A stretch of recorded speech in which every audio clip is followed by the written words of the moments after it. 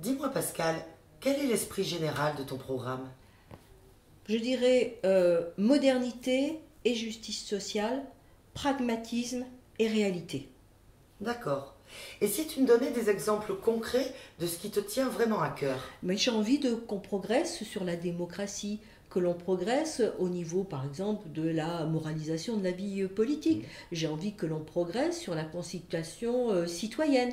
J'ai envie que l'on progresse sur le bien-être des personnes au quotidien, ben, sur le pouvoir d'achat, sur des nouveaux droits. J'ai envie que l'on progresse sur la partie environnementale. Et bien sûr, j'aurai à cœur de finaliser ma proposition de loi, mais de passer effectivement à la transition écologique. J'ai envie, bien sûr, de vivre dans un pays sécurisé par rapport aux attentats, par rapport à ce sentiment des fois que l'on décuple un peu dangereusement. Eh bien oui, j'ai envie que des polices de proximité ou que la dotation en gendarmes et en policiers soit effective sur le territoire. J'ai envie que la notion de santé continue à être une préoccupation nationale. Donc j'ai envie effectivement de signer un deuxième contrat local de santé. Voilà, c'est ces préoccupations, démocratie, citoyenneté, pouvoir d'achat, droits nouveaux, environnement qui me semble important. Ce n'est pas du tout exclusif, mais là aussi c'est un fil conducteur que je crois nécessaire. J'entends bien. Et je suppose que ces priorités-là, tu veux les décliner sur le territoire. Oui, j'ai commencé déjà à donner quelques exemples, hein. Effectivement, sur la santé, eh bien, moi, je veux qu'il y ait un SOS médecin en ruralité pour cesser ce sentiment d'être mal secouru, mal soigné. J'ai envie d'une résidence hospitalière pour que quand les personnes sortent de l'hôpital ou de la clinique, mais ne peuvent pas rentrer chez elles, eh bien, qu'il y ait un logement tampon où elles peuvent se requinquer, si je peux parler ainsi. J'ai envie que au niveau des collèges, eh bien, comme nous avons un apport de population important sur notre circonscription, je veux un nouveau collège, notamment dans le sud de la circonscription. Il y a des enfants qui sont en difficulté, je veux qu'on ait davantage de moyens pour les accompagner en milieu ordinaire scolaire, mais avec leur handicap.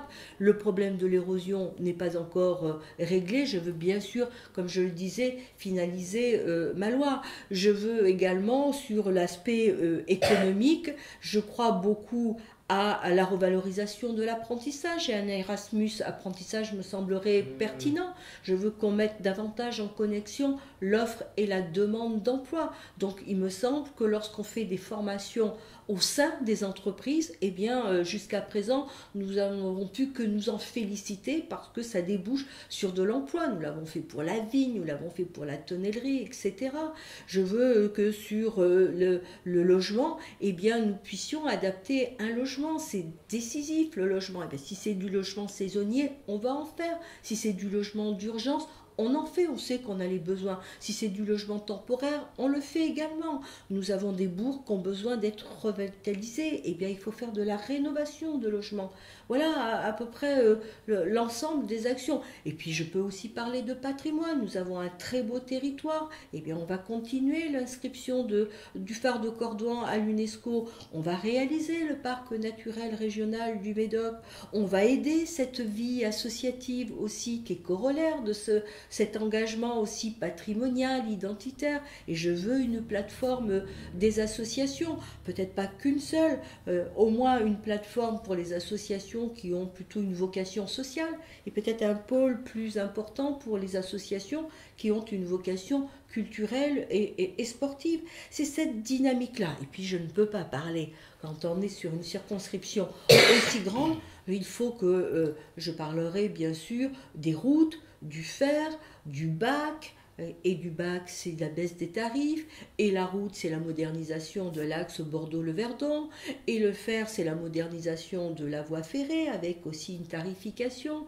Et le fleuve, eh bien, je crois qu'il faut reprendre possession de notre fleuve, des navettes fluviales avec le développement, je l'espère, des places portuaires, que ce soit sur le plan touristique ou économique. Voilà, c'est cet ensemble de choses à partir là aussi de thématiques qui vont prendre corps au niveau national, que je veux porter plus concrètement au niveau territorial, en répondant aux besoins des citoyens, en répondant aux besoins des communes, en répondant aux besoins des gens qui s'engagent dans la vie associative, culturelle, sportive.